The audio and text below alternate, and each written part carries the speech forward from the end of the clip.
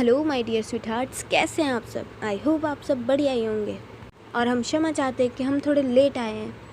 मैंने पहले सोचा कि मैं आप लोगों को इन्फॉर्म कर दूं कि थोड़ा सा लेट हो जाएगा, लेकिन फिर मैंने सोचा अगर मेरी स्टोरी नहीं आई तो फिर शायद आप लोग मुझसे नाराज़ हो जाएंगे कि मैंने बोला तो था कि स्टोरी आएगी और आई नहीं। इसी वजह से मैंने आप लोगों को इन्फॉर्म नहीं किया था, लेकिन अब जबकि आ गए हैं तो स्टोरी सुना कर जाएंगे। तो चलिए शुरू करते हैं हमारी स्टोरी, जिसका नाम है फोर्सफुल मैरिज। और अभी तक आपने इसका प्रीवियस पार्ट नहीं सुना है तो सुनकर आइए, तब तक हम आगे बढ़ते हैं। तो हमने सुना था कि आरव सुबह जल्दी उठ गया था और वो आद्या को उठा रहा था, जिसमें आरव ने आद्या से कहा था कि नीचे चलिए, जिसमें आद्या ने भी कहा था कि हाँ ठीक है चलो। अब आगे देन आद्या खड़ी होती है बेड पर से और वो अपनी आंखें रब कर रही होती है। तभी आरव उसका हाथ पकड़ता है और कहता है चलो ना। आद्या कहती है हाँ रुको तो। देन वो लोग नीचे जाते हैं। फिर आद्या कहती है हाँ अब बताओ क्यों लेकर आए हो मुझे नीचे। आरव कहता है बदी मुझे ना वो भूख लगी है। आद्या टाइम देखती है और अभी स्टिल सुबह हो रही थी। तो आद्या कहती है इतनी सुबह किसे भूख लगती है। आर्य कहता है क्या बदी मुझे भूख लगती है, मैंने कहा ना। तो आद्या कहती है लेकिन अभी तुमने ब्रश भी नहीं किया है तो ऐसे कैसे कुछ खा सकते हैं। तो आरव कहता है अरे बदी चलता है कोई बात नहीं। आद्या कहती है अगर तुम्हें भूख लगी थी तो तुमने आरुषि को क्यों नहीं उठाया। आरव कहता है अरे बदी मैंने बताया ना, वो मुझे डांटती। देन आद्या उसे कहती है अच्छा ठीक है एक काम करते हैं, हम किचन में जाके देखते हैं कि क्या हो सकता है। आरव कहता है हाँ चलो। देन आद्या किचन में जाने के बाद वो फ्रिज में देखती है कि क्या हो सकता है खाने के लिए। देन उसे वहाँ पे कुछ नहीं दिखता, तो वो एक कप नूडल्स निकालती है और उसे बनाती है। देन वो आरव से कहती है आरव एक काम करो, तुम इधर आओ और ऊपर बैठ जाओ। ऊपर सेंस वो जो किचन में होता है ना जिस पे गैस रखी जाती है, गैस, हाँ वो, उस पर आद्या आरव को बिठा देती है और उसे कप नूडल्स खिलाने लगती है। दूसरी तरफ आरुषि जब उसकी आँख खुलती है तो वो देखती है कि आरव और आद्या दोनों ही उधर नहीं है। तो वो घबरा जाती है कि आद्या के साथ आरव होगा तो शायद आद्या उसे कुछ कर देगी। तो वो इसलिए जल्दी जल्दी उठती है, पहले वॉशरूम चेक करती है। देन वहाँ पे उसे आरव नहीं दिखता तो वो नीचे की जो और जाती है। देन वो हॉल में चारों तरफ देखती है लेकिन उसे उधर कोई नहीं दिखता। देन अचानक से उसे एक आवाज़ सुनाई देती है। वो देखती है कि आवाज़ कहाँ से आ रही है। जब उसे पता चलता है कि आवाज़ किचन की तरफ से आ रही है तो आरुषि किचन की ओर जाती है। किचन में जाकर देखती है कि आरव और आद्या दोनों मस्ती कर रहे हैं, जिसमें आरव आद्या से कह रहा था बदी आप भी खाओ ना। आद्या कहती है नहीं नहीं मैंने अभी ब्रश नहीं किया है, मैं नहीं खा सकती। देन आरव कहता है अरे बदी खा लो मज़ा आएगा। ऐसा कहकर आद्या को वो नूडल्स खिला देता है और ये सब आरुषि पीछे खड़े होकर देख रही थी। तभी आरव की नज़र हल्की सी पीछे जाती है जहाँ वो देखता है कि उसकी दीदी उसे ही देख रही है। तो आरव आद्या को हक कर लेता है, मतलब टाइटली उसे ग्रैब करता है। आद्या कहती है क्या हुआ। आरव कहता है अरे पीछे देखो दीदू खड़ी है। तो आद्या पीछे देखती है। देन आद्या कहती है ओके मुझे छोड़ो। देन आरव आद्या को छोड़ देता है और आद्या वहाँ से जाने लगती है। और आरुषि आरव के पास आती है और कहती है आपको मैंने कहा था ना कि बाहर का खाना नहीं खाना है, फिर आपने क्यों खाया। आरव कहता है अरे दीदू आपको पता है ना मुझे भूख लग जाती है सुबह सुबह। आरुषि कहती है अच्छा तो आपको भूख लग जाती है, तो भूख लगी थी तो आपने मुझे क्यों नहीं उठाया, आद्या को क्यों उठाया। आरव कहता है अगर मैं आपको उठा देता तो आप मुझे डांटती। इसलिए मैंने बड्डी को उठाया। और आपको पता है बड्डी ना बहुत अच्छे हैं। आरुषि कहती है, अच्छा हाँ आपके बड्डी बहुत अच्छे हैं। आरुषि जब ये कहती है तो आद्या वहाँ से जा रही होती है, लेकिन जैसे वो ये सुनती है तो एक मिस्टीरियस सी स्माइल देती है और देन आद्या वहाँ से चली जाती है। और इधर आरुषि आरव से कहती है, ओके तो तुमने अब खा लिया है तो चले। आरव कहता है ओके। नेक्स्ट सीन में आरुषि कहती है, आरव देखिए वहीं रुकिए, मैंने कहा रुक जाइए। आरव कहता है, मैं तो नहीं रुकूंगा, मुझे पकड़ के दिखाओ। और ऐसा कहकर आरव भागने लगता है और आरुषि उसके पीछे भागती है। इधर आद्या ड्रेसिंग टेबल के पास खड़े रहकर अपने शर्ट की कॉलर ठीक कर रही थी। तभी अचानक से भागते भागते आरव उसके पास आ जाता है और कहता है, बड़ी बड़ी बचाओ मुझे, बचाओ मुझे। देन आद्या जैसे ही टर्न करती है वैसे वो आरुषि से टकरा जाती है, जिसकी वजह से आरुषि गिरने वाली थी, लेकिन आद्या उसे पकड़ती है। और आद्या उसे पकड़ती तो है लेकिन उसका बैलेंस भी बिगड़ जाता है। देन वो दोनों ज़मीन पर गिरते हैं, जिसमें पोजीशन कुछ ऐसी थी कि आद्या ने आरुषि के सर के नीचे अपना हाथ रखा हुआ था और आरुषि नीचे थी और आद्या ऊपर थी। गिरने के बाद उन दोनों का एक आई कांटेक्ट होता है। वो दोनों एक दूसरे को ही देख रहे थे। तभी आरव कहता है, अरे बडी हटो तो, मेरी दीदू को खड़ा भी होने दो। तभी आद्या और आरुषि का ध्यान हटता है और आद्या झटके से खड़ी होने जाती है, लेकिन आरुषि का मंगलसूत्र वो आद्या की शर्ट में फंस जाता है, जिसकी वजह से आद्या अगेन आरुषि के ऊपर गिरती है और इस बार थोड़ा और ज़्यादा पास होकर गिरती है। देन आरुषि कहती है, वो मंगलसूत्र फंस गया है। और ऐसा कहकर वो मंगलसूत्र निकालने लगती है, लेकिन आरुषि जब इतना जल्दी जल्दी निकाल रही थी तो जब वो खींचती है तो आद्या के शर्ट का बटन टूट जाता है। देन वो दोनों खड़े होते हैं।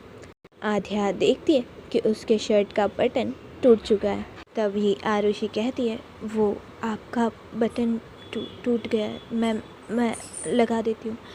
तभी आद्या कहती है, नहीं नहीं, मैं दूसरा पहन लूँगी। और ऐसा कहकर वो कबर्ड में से एक न्यू शर्ट निकालने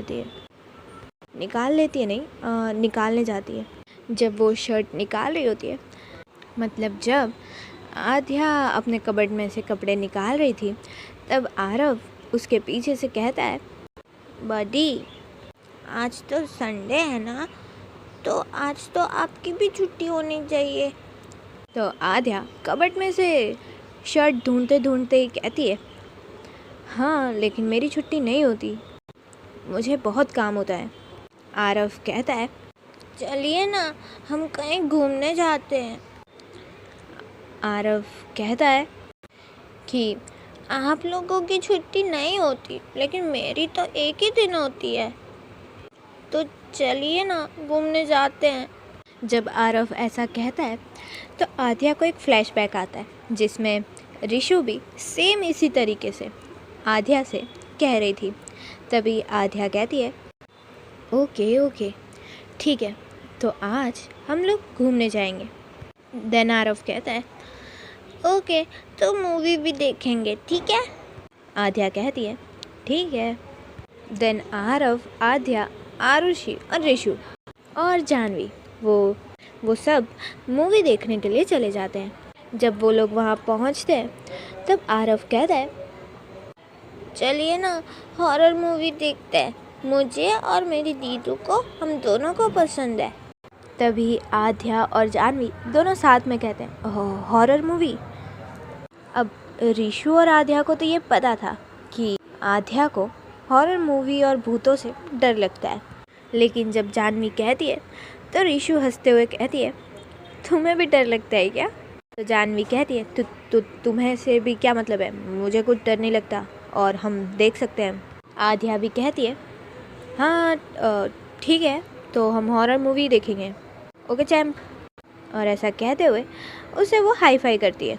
देन वो लोग मूवी देखने के लिए अंदर चले जाते हैं, जिसमें सीट कुछ ऐसी थी जिसमें पहले आरुषि, फिर आद्या, आद्या के बाजू में आरव और आरव के बाजू में ऋषु और देन जानवी। और ये मूवी थी इट, IT। देखिए आप लोगों ने, अगर शायद देखी हो तो मुझे बता दीजिएगा। जिसमें एक जोकर होता है, वो सारे बच्चों को मारता है।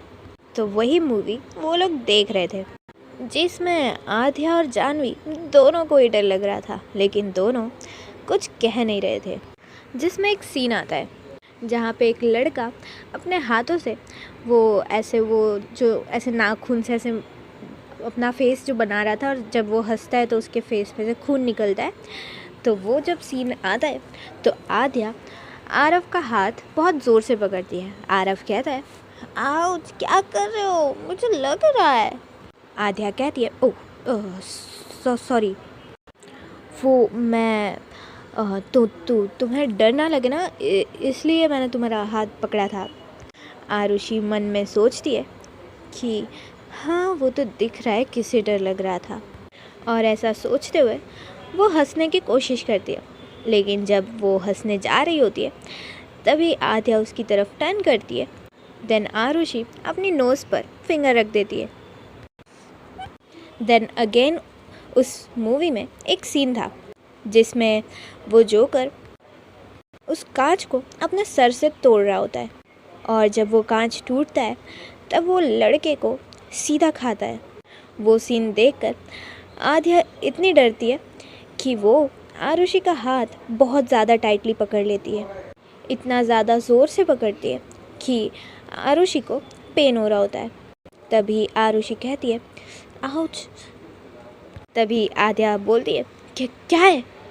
तभी आरुषि सिर्फ इशारा करती है कि लाइक तुमने मेरा हाथ पकड़ा हुआ है, ऐसे।